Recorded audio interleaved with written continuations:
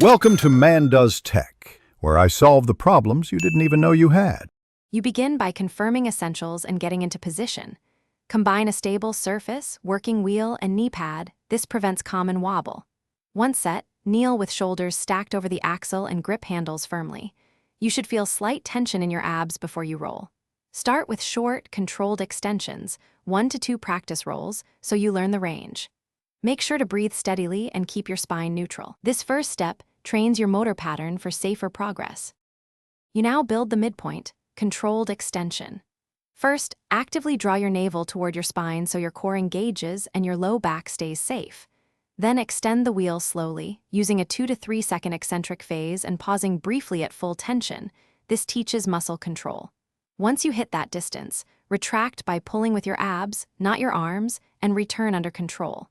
Make sure to keep hips aligned directly under the line of travel. This prevents compensatory rotation. You complete the session by consolidating gains and planning progression.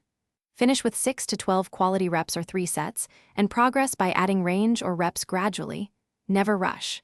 If sharp pain appears, stop immediately, reassess your form, and cut the extension by 1/4 or return to knee rollouts until control improves.